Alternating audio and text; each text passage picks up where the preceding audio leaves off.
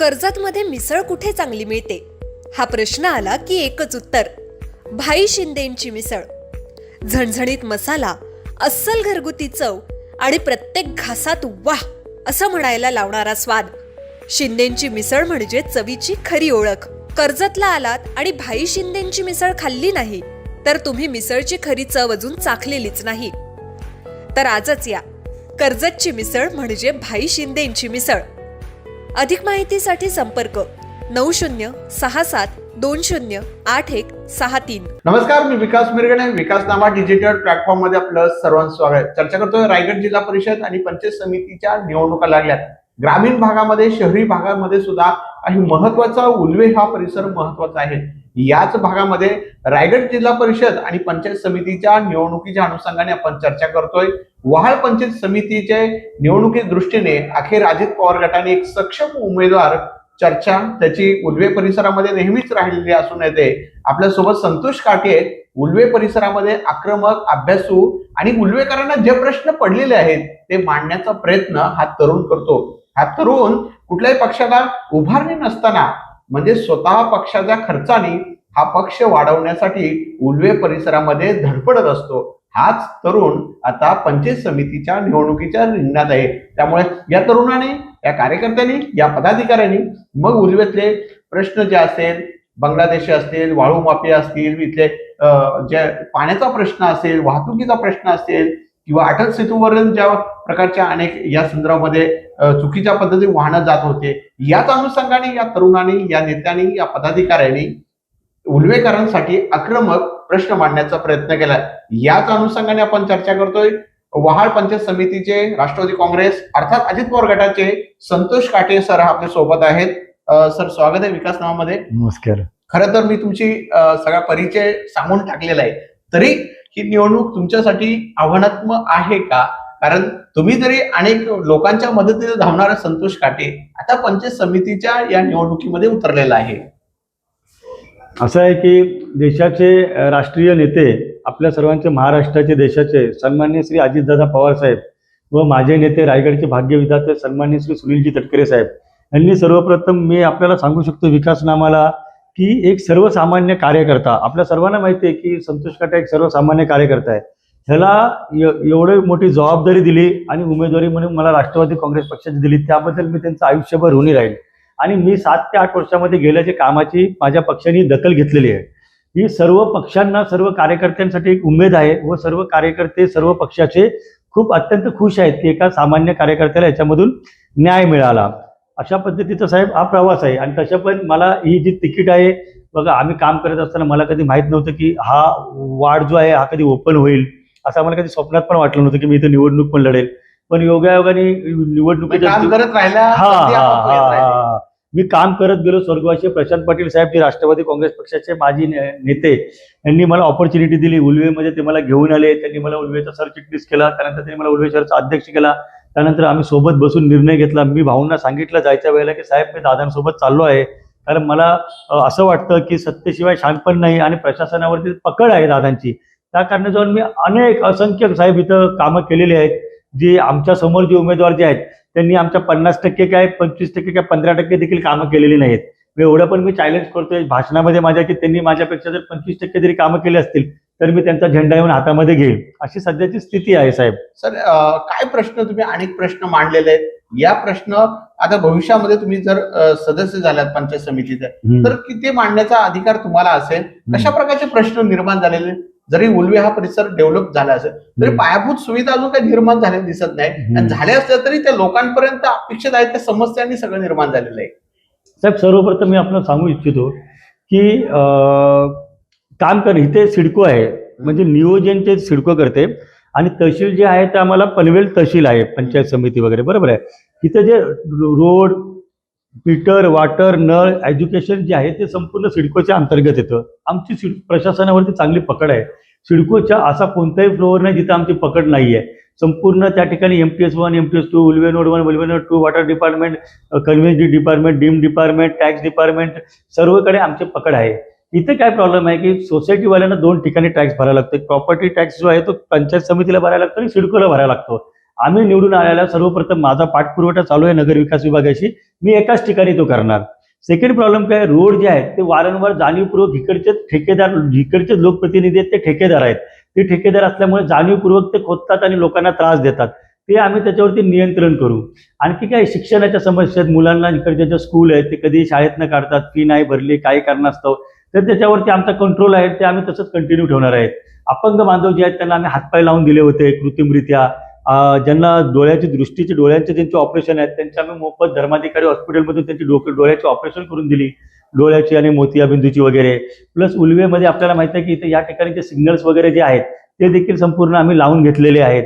आणखी याच्यासोबत लेख लाडकी योजनेमार्फत आम्ही पैसे दिले.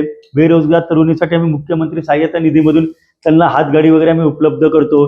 तसेच उल्वे शहर, आमचं मेन उद्देश काय, उल्वे शहर हे स्वच्छ सुंदर राहिलं पाहिजे, त्यासाठी ह्याचं भिवंडी गोवंडी नाही झाला पाहिजे, हे आमचं मेन टार्गेट आहे आणि ह्याच्यावरती आमचा फोकस आहे. आत्ता 4 दिवस अगोदर पोलीस प्रशासन इथं पोलिसांवरती हल्ला करतात. कोण आहे ते? ड्रग्स माफिया, चरस गांजा गुटखा विकणारे. आमच्या समोरील जे उमेदवार जे आहेत त्यांचे धंदे काय आहेत, भारतीय जनता पार्टीने ज्याला उमेदवारी दिलेत त्याचे जरा माहिती काढा, त्यांचे काय अवैध धंदे आहेत.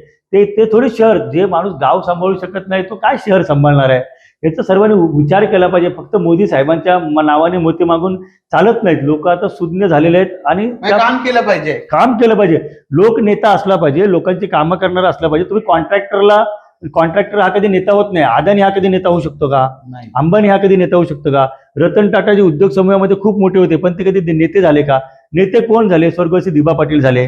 नेते कोण झाले? स्वर्गवासी गणपतरावजी देशमुख झाले, हिंदू हृदय सम्राट बाळासाहेबजी ठाकरे झाले, स्वर्गवासी विलासरावजी देशमुख झाले, स्वर्गवासी RR पाटील साहेब झाले. माझा नेता सन्माननीय अजितदादा पवार साहेब झाले, ज्यांनी आम्हाला शिकवण दिली की संतोष अशा बाजूला बसून ते बोलायचे, आपला पक्ष गोरगरीब कष्टकऱ्यांसाठी, तुम्ही लोकांची कामं करा, पक्षाचा परिपूर्ण चांगल्या पद्धतीने वापर करा, आम्ही तुम्हाला ताकद द्यायला तयार आहे. त्या पद्धतीने आम्ही साहेब ती कामं केली, आम्ही शिकलो कामं कशी या जाहीरनाम्यामध्ये काम करत राहील असं प्रकारचं लिहिलेलं आहे. हे सगळे बघितल्यानंतर खूप कामं, सगळे फोटो, जनता दरबार वगैरे हे सगळे, मग विरोधक हैराण झाले दिसतात हे सगळे. त्यांच्याकडे बायोडाटाच नाहीये, तुमच्याकडे कामाचा बायोडाटा आहे. येस. विरोधकांचे साहेब धाबे दणाणलेले आहेत. विरोधकांना समजत नाही. पहिलं तर विरोधकांना काय वाटलं की यांनी तर फॉर्म भरलेला नाहीये, कारण मला सकाळी जेव्हा पक्ष कार्यालयातनं फोन आला, मी तर रात्री 1 वाजता झोपलो होतो. मी म्हणलं आपल्याला काय निवांत झोपलो होतो साहेब.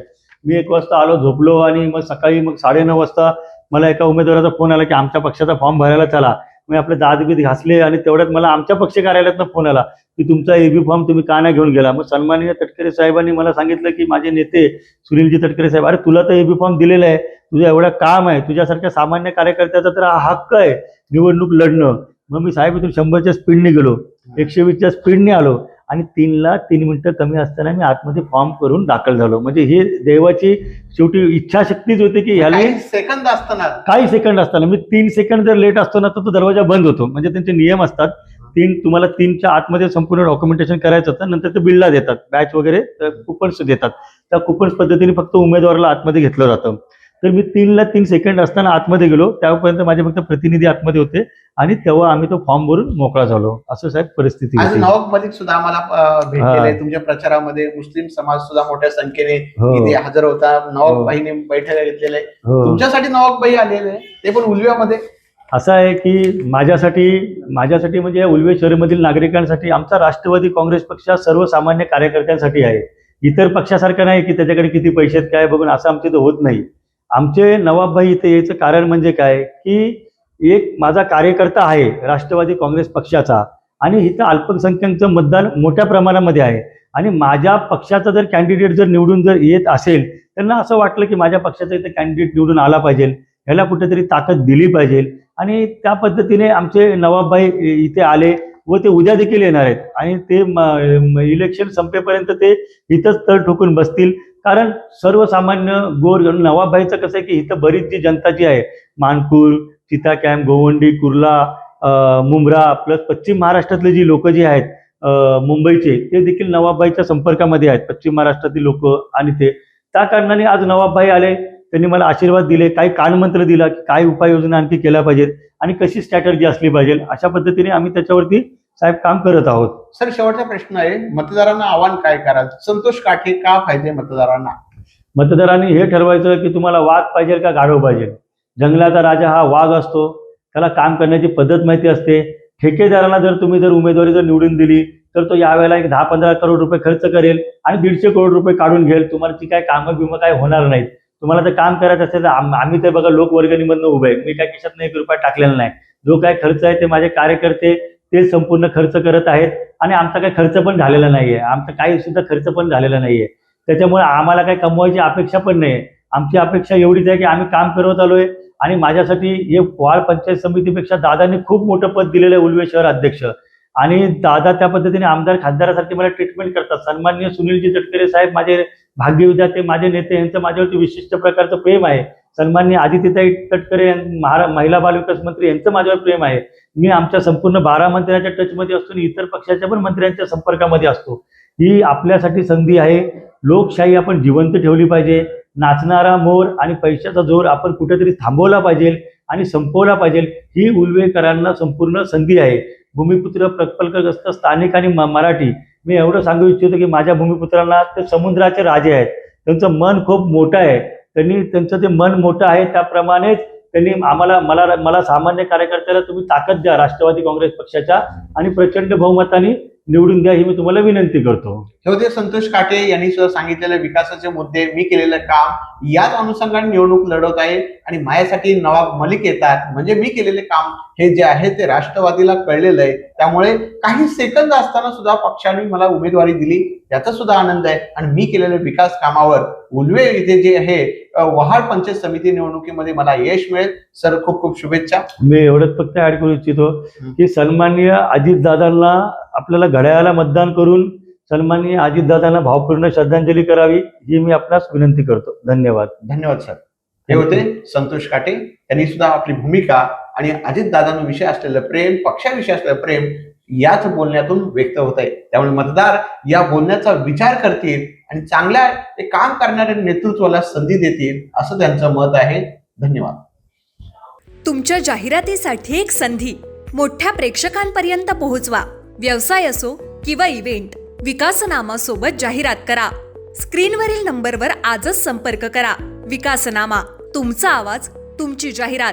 तसंच विकासनामाला सबस्क्राईब करा आणि अपडेटेड रहा.